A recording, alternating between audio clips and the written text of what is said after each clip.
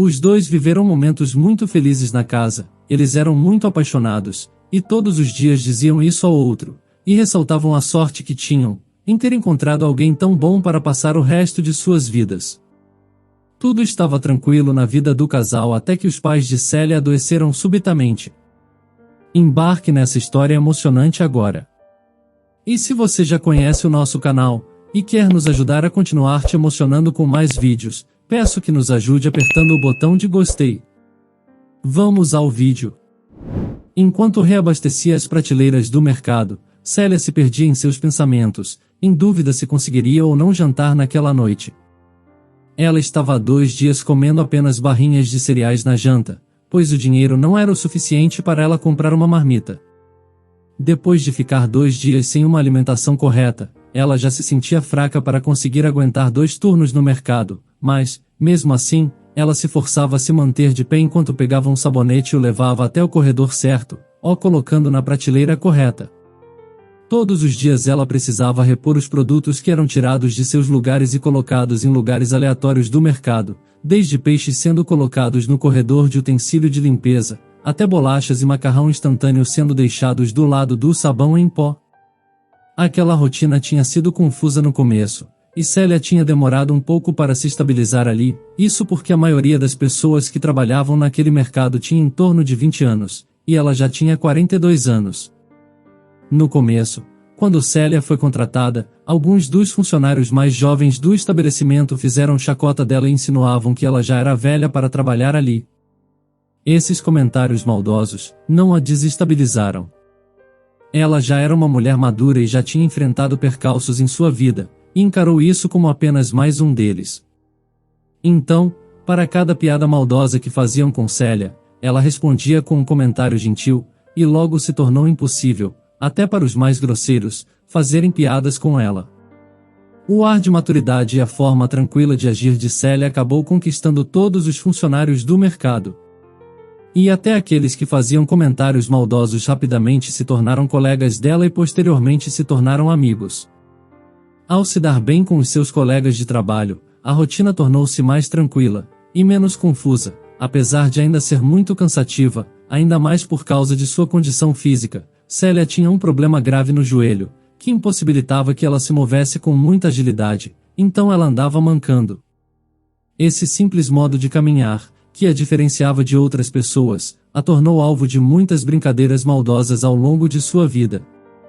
No começo ela se sentia triste com isso, e várias vezes se trancou no quarto chorando, e dizendo que não sairia mais de casa, mas, conforme foi crescendo, ela foi, cada vez mais, aprendendo a lidar com isso.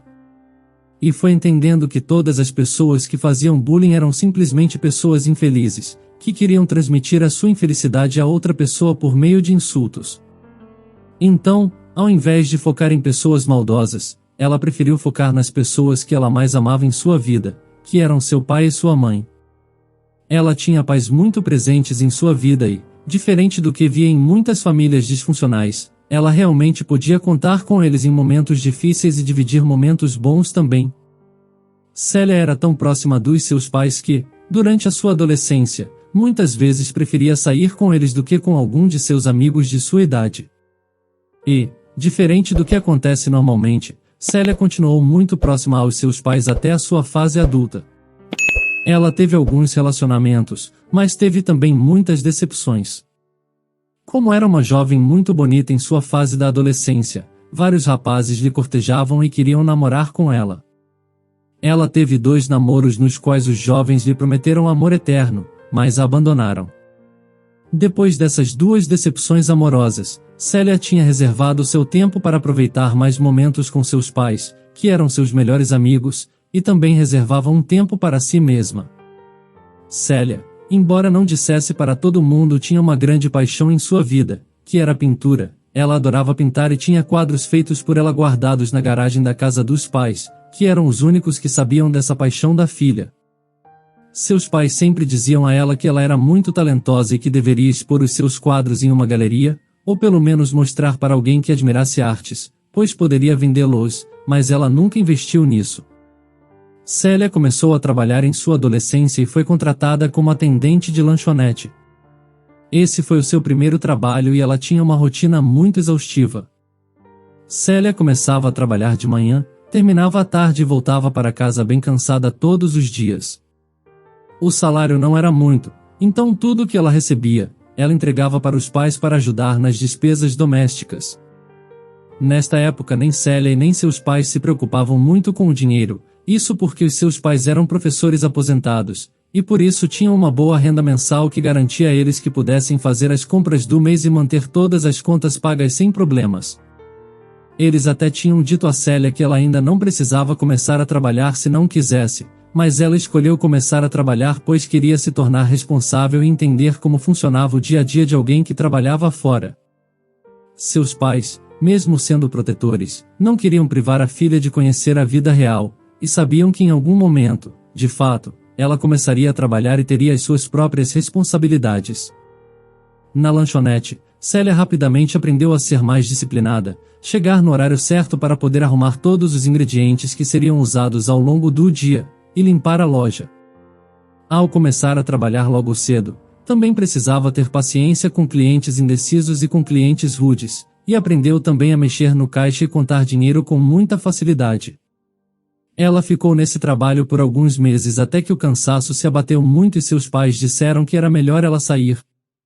Foi num dia, enquanto voltava para casa, que ela tropeçou em um degrau em uma escada rolante e acabou caindo.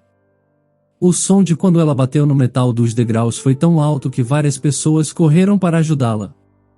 A queda foi tão forte que Célia nem mesmo conseguiu ficar de pé, então foi preciso que uma ambulância a levasse. Seus pais, desesperados, foram até o hospital muito preocupados com a única filha, mas ao chegarem lá viram que ela estava bem apesar de ter alguns arranhões.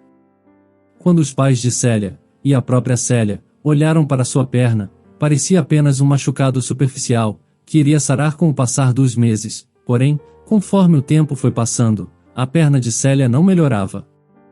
Então os médicos, infelizmente, constataram que aquela lesão seria permanente e que Célia não voltaria a andar como antes. Ela iria mancar de uma das pernas. Célia e seus pais ficaram muito tristes com essa constatação.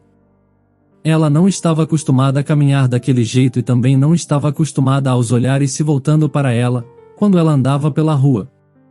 Ela nunca tinha percebido quanto pessoas que eram ligeiramente diferentes das outras podiam sofrer preconceitos, mas ela entendeu que precisava lidar com aquilo.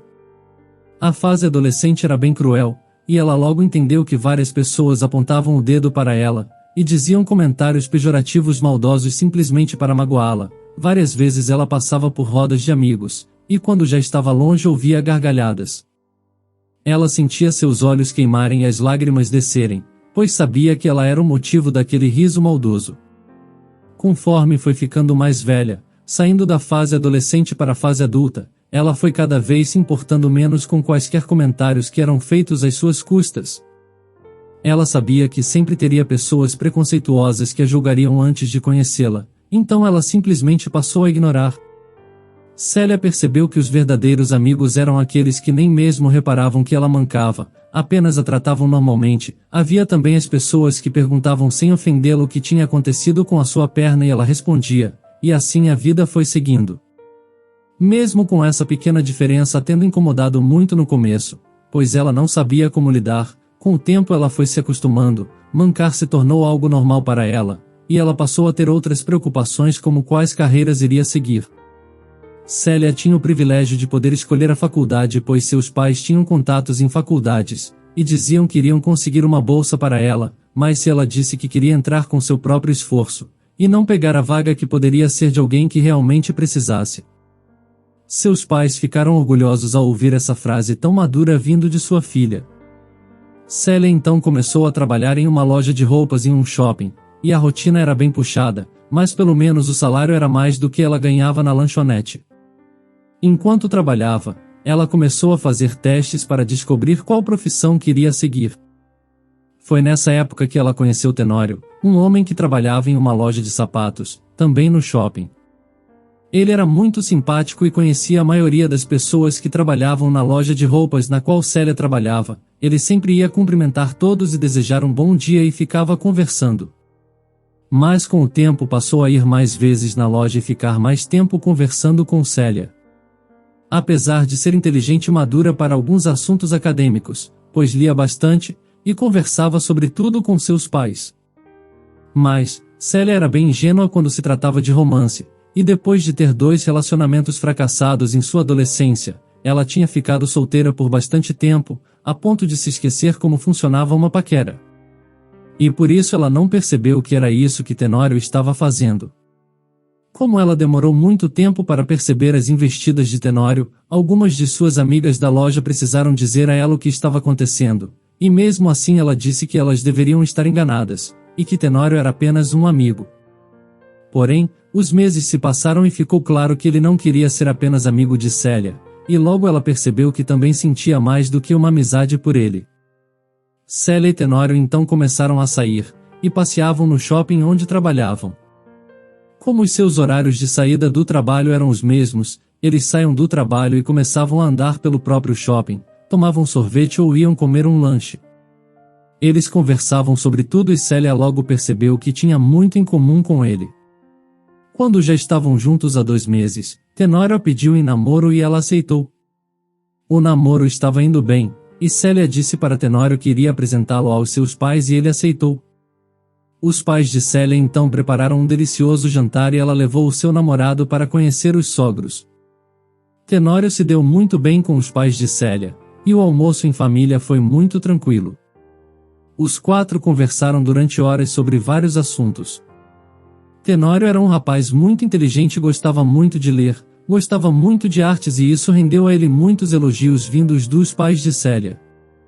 Com o tempo, Tenório aconselhou Célia a investir em sua carreira como pintora. Isso aconteceu depois que ele viu um de seus quadros e disse que ela era uma pintora de mão cheia.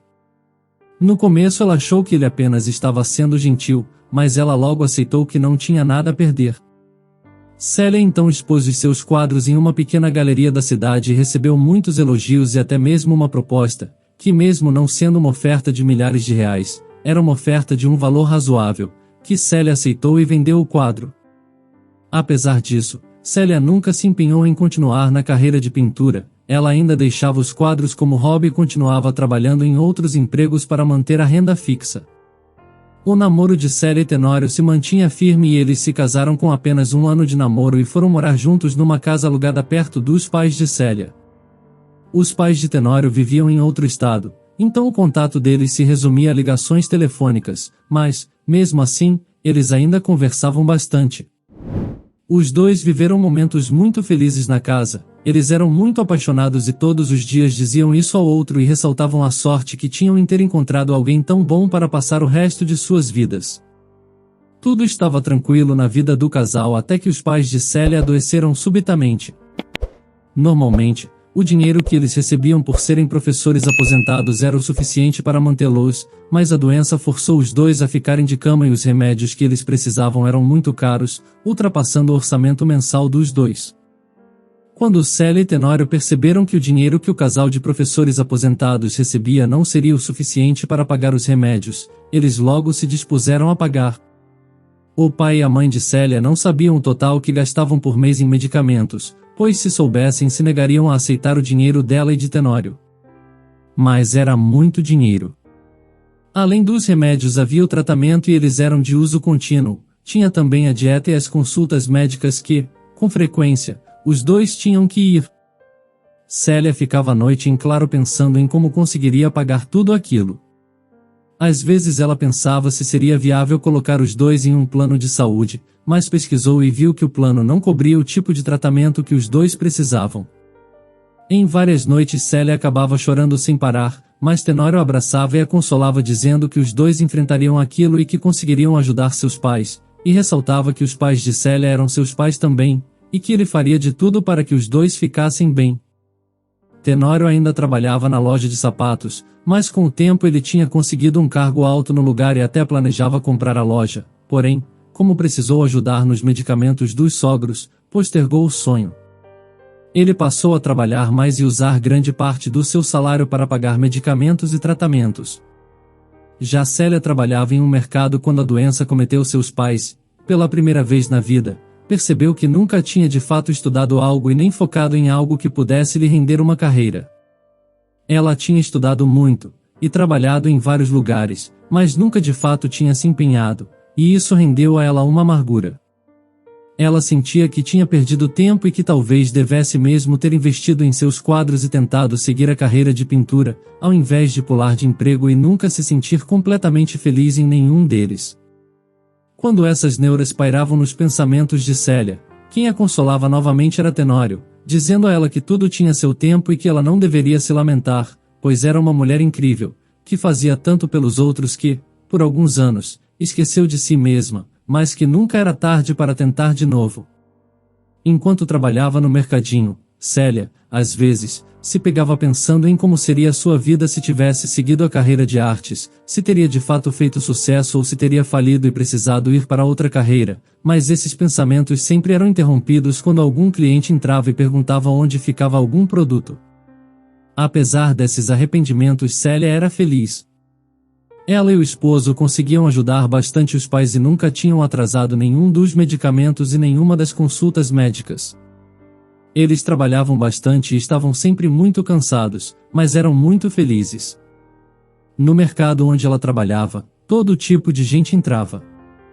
Algumas vezes pessoas mais elegantes e outras vezes pessoas mais simples. Até mesmo pessoas que viviam nas ruas mesmo, que quando conseguiam alguns trocados entravam no mercado para comprar algum lanche.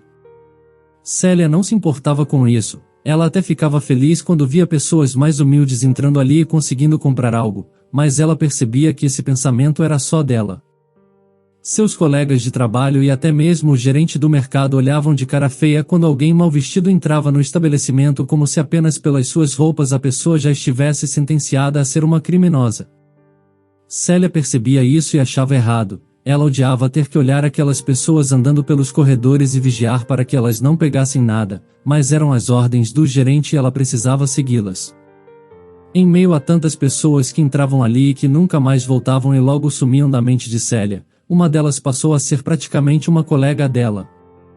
Era uma senhora que tinha mais ou menos a idade de Célia, que tinha um olhar muito bondoso, uma aparência frágil e sempre entrava ali comprando o que fosse mais barato do mercado. Ela geralmente comprava uma bolacha ou até mesmo um pão. Mesmo que ela sempre fosse educada, cumprimentando a todos com muita educação, o que ela receberia em troca era olhares de descaso ou deboche. Mesmo com esse tratamento desnecessariamente descortês, seu semblante sempre era de tranquilidade, algo que sempre chamava a atenção de Célia era que o olhar dela era sempre curiosamente atento.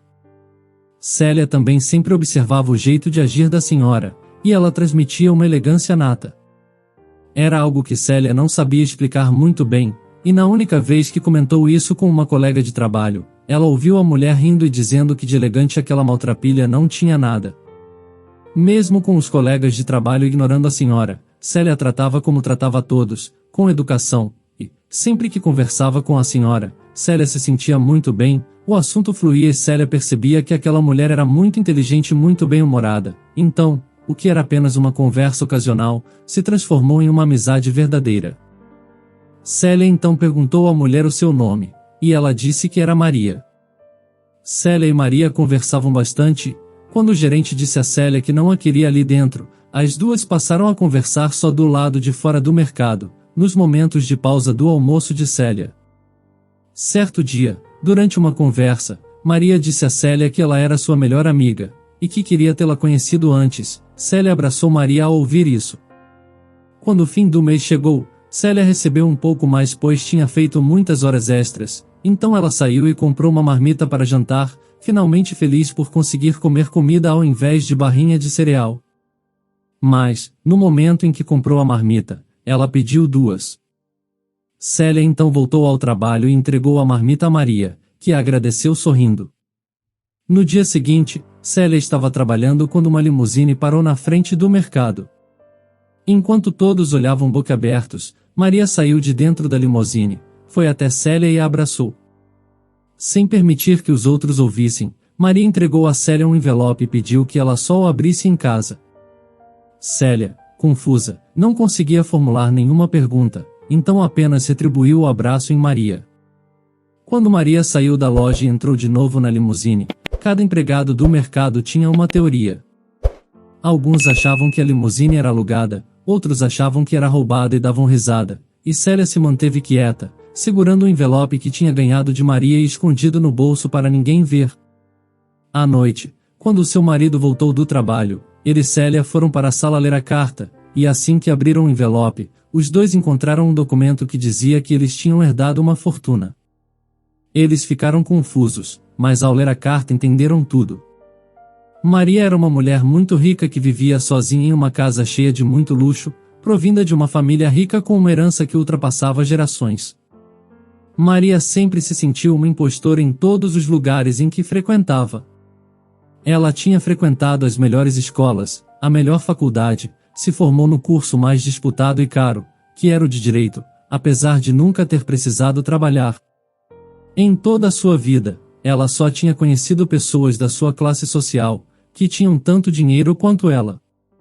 Era uma vida que, vista de fora, se equiparava aos mais belos contos de fadas, com festas regadas aos champanhéis mais caros e nos salões de festas mais luxuosos que existiam.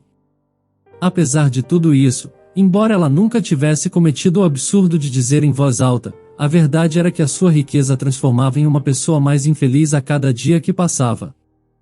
Era como se todo aquele luxo a estivesse engolindo, e ela estivesse se tornando apenas mais um item caro que era ostentado em suas prateleiras na mansão em que morava. Sempre que Maria chegava em casa depois de ter conversado com pessoas em uma das diversas festas em que ia, ela tirava os seus brincos, os seus colares e as suas roupas caras, cujos preços superavam o que muitas pessoas ganharam em vários anos de trabalho, e se deitava em sua cama enorme e macia. Ali, deitada, olhando para o teto perfeitamente pintado em sua casa perfeitamente ornada, ela sentia, cada vez mais, uma pontada no coração. Ela sentia algo que nem seus pais e nem os seus amigos de alta classe tinham coragem de dizer em voz alta, mas que todos sabiam que era real. Era como um contrato implícito que ninguém dizia em voz alta, mas que todos sentiam.